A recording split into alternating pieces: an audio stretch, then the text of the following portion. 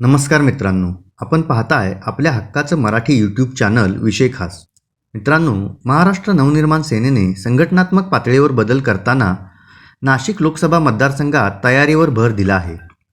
नाशिक लोकसभा मतदारसंघात नव्या संघटकांची नियुक्ती आणि शहर मनसेत फेरबदल करत नवीन कार्यकारिणी जाहीर करून मनसेने 6 विधानसभा मतदारसंघात मोर्चे बांधणीवर लक्ष केंद्रित केले आहे. पदाधिकारी व मनसैनिकांनी प्रत्येक कॉलनी, चौक, नाक्यांवर जनतेशी संवाद साधावा, त्यांच्या समस्या, प्रश्न जाणून त्या सोडविण्यासाठी प्रयत्न करावेत, असे आवाहन मनसे विद्यार्थी सेनेचे अध्यक्ष अमित ठाकरे यांनी केले आहे. रविवारी ठाकरे यांनी राजगड कार्यालयात नाशिक लोकसभा मतदारसंघाचा आढावा घेतला. यावेळी शहराध्यक्ष दिलीप दातीर यांच्यासह इतर पदाधिकारी उपस्थित होते.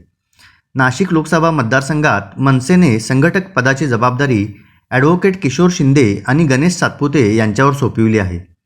यावेळी महाराष्ट्र नवनिर्माण विद्यार्थी सेनेची शहर कार्यकारिणी जाहीर करण्यात आली. त्यानुसार महाराष्ट्र नवनिर्माण विद्यार्थी सेनेच्या अध्यक्षपदी ललित वाघ यांची तर शहर संघटकपदी अक्षय कोंबडे यांची नियुक्ती झाली. शहर उपाध्यक्षांची नावे जाहीर करताना पक्षाने त्यांना कार्यक्षेत्रही निश्चित करून दिले आहे.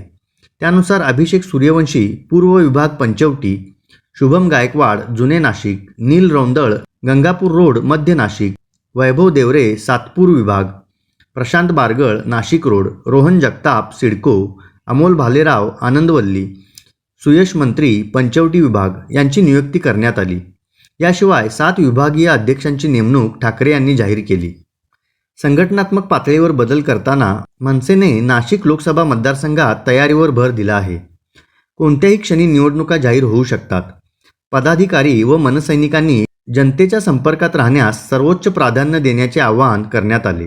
मनसे लोकसभा निवडणूक लढणार की नाही याची स्पष्टता झालेली नाही, परंतु नाशिक लोकसभा मतदारसंघातील नाशिक पूर्व, नाशिक मध्य, नाशिक पश्चिम, देवळाली, इगतपुरी, त्र्यंबकेश्वर आणि सिन्नर या 6 मतदारसंघात पक्ष संघटना मजबूत करण्याचा पक्षाचा प्रयत्न आहे.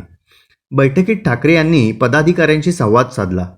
महाराष्ट्र नवनिर्माण विद्यार्थी सेनेची राज्यातील सर्वात प्रबळ व प्रभावी विद्यार्थी संघटना अशी ओळख निर्माण करण्यासाठी सर्वांनी झपाटून काम करावे असे आवाहन त्यांनी केले. तर मित्रांनो, व्हिडिओ कसा वाटला हे आम्हाला कमेंटमध्ये नक्की कळवा. व्हिडिओला लाईक, शेअर आणि सबस्क्राईब जरूर करा. व्हिडिओ पाहिल्याबद्दल धन्यवाद.